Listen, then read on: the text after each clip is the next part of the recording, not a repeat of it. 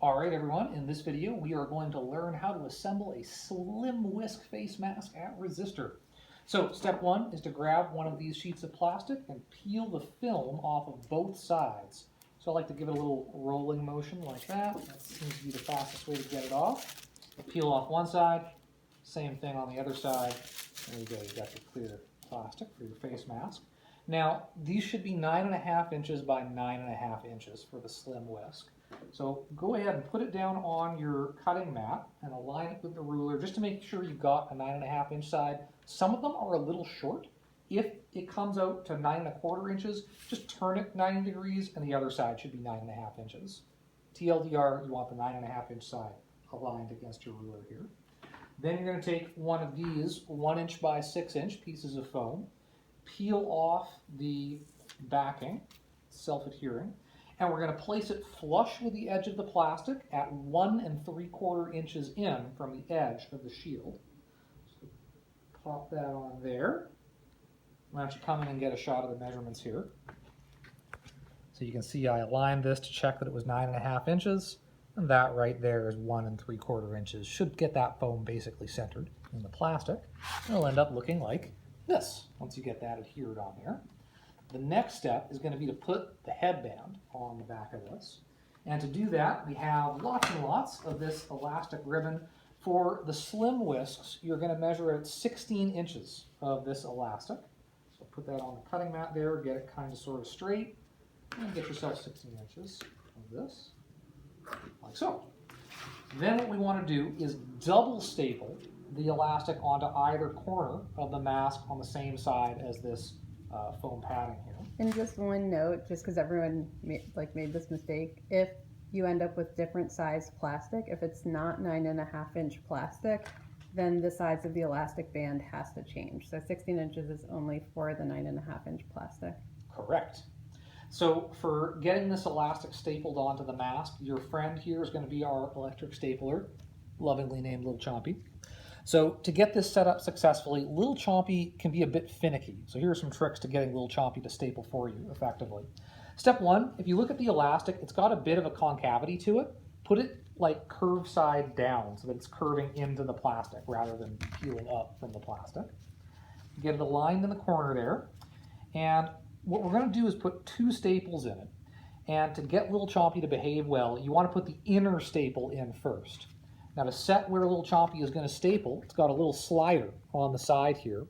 For the inner staple, I like to pull it in 2 clicks, like so. If it's 3 clicks, it's not that big a deal, right? Just a few clicks in from the front of it. And my final tip for Little Chompy is Little Chompy seems to like to be sideways, like so. Do that on one side, do that on the other side. I guess I have a final tip. If Little Chompy refuses to trigger, try cheating it down just like a millimeter, and that'll usually help Little Chompy trigger more successfully. So get those inner staples in, move Little Chompy's slider out all the way to the front, and then do the outer staples. Like so. And like so. And there you have one completed slim whisk rather, face mask. So we do these in batches of 10. I'll typically assemble 10 of the plastic plus foam, then cut 10 elastics, then staple all 10 elastics on to make a package of 10. We're shipping these in packs of 10. I just so happen to have 9 twin siblings for this mask, all ready to go right here. Now to package these up for distribution, what we do is we grab one of these big clear recycling bags, get it spread out, get the mouth of it open properly, like so. Put it on a flat surface, such as this table behind us here. Then we grab our 10 whisks in a nice neat stack like this. Tuck it into the bag. Try and keep it all square and tidy so it looks nice for our end consumers. Like so.